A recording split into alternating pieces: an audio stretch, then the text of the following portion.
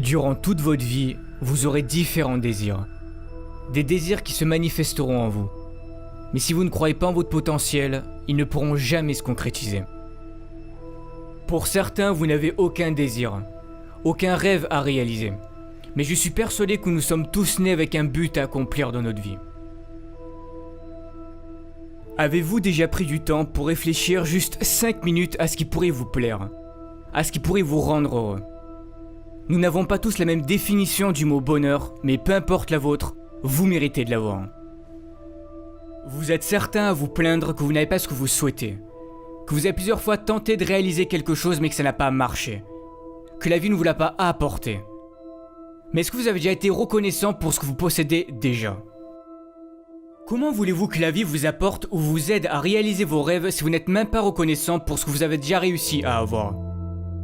Prenez du temps pour avoir de la gratitude pour tout ce que vous avez actuellement dans votre vie. Par exemple d'avoir des parents formidables, d'être en bonne santé, pour toutes les choses que vous avez déjà réussi à accomplir, d'avoir des personnes qui vous aiment. Même si vous avez très peu de choses dont vous pouvez être fier, soyez-le, ça part de là. C'est très important d'avoir de la gratitude pour toutes ces choses, même les plus simples. Peu importe votre objectif, devenir avocat, chef d'entreprise, professeur, peu importe ce que c'est. Mais vous devez avoir la ferme intention que vous ferez de votre mieux pour aller jusqu'au bout. Ça sera pas simple. N'abandonnez pas la première difficulté.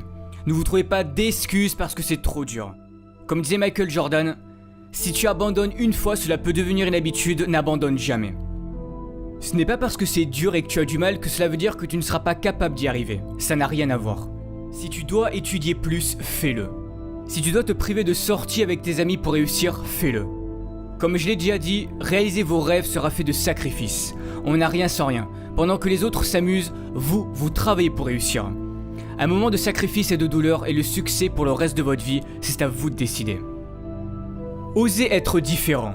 Ne vous forcez pas à être quelqu'un que vous n'êtes pas pour plaire aux autres. C'est la société qui fait en sorte qu'on doit ressembler à tel ou un tel pour être quelqu'un de bien, ou que tu dois te comporter de cette manière pour plaire aux autres et surtout ne pas être toi-même pour ne pas déranger. Dès que quelqu'un veut être différent, que cette personne veut sortir du lot, on la pointe du doigt et on doit lui dire ou lui montrer que ce n'est pas bien. Mais y a quoi de bon à ressembler à tout le monde? Ne pensez jamais que vous ne valez rien, vous avez tout ce qu'il faut en vous, vous êtes parfait tel que vous êtes. Optez toujours pour une vie qui vous correspondra, pas une vie qui correspondra aux autres. Pour réussir, il est important de visualiser ce que vous souhaitez accomplir.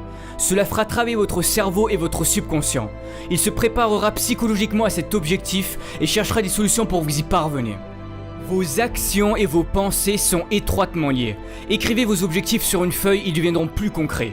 Tous les matins, levez-vous avec cette vision et lisez ce que vous avez écrit. Ce sont des étapes importantes à faire. Vos pensées créent le futur. Gardez la vision de votre rêve tous les jours, même si la vie continue de vous apporter des événements durs, restez positif. Vous allez devoir apprendre à avancer à contre-courant. Mais osez créer, osez imaginer, vos idées peuvent changer les choses, vos idées peuvent changer le monde. Mais si vous voulez progresser, vous devez sortir de votre zone de confort. Rien n'est encore joué, tout est encore possible si vous en donnez le droit. C'est de cette façon que vous vivrez et accomplirez de grandes choses. Si vous vous croyez capable de changer le monde et d'y apporter quelque chose de beau, alors faites-le.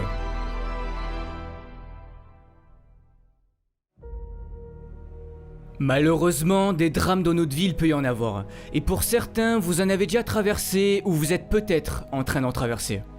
Mais que faire dans ces moments-là? On se demande pourquoi nous. Qu'ai-je fait pour mériter ça? C'est là que la vie va jouer avec vous et c'est sûrement à ce moment-là que vous allez sombrer pendant un certain temps. Tout est dans le mental. Ne laissez pas vos émotions vous contrôler. Beaucoup de personnes réagissent en fonction de leurs émotions. Quand quelque chose de négatif se passe, vous laissez vos émotions prendre le dessus sur vous. Mais vous devez apprendre à garder le contrôle. Vous êtes à bout.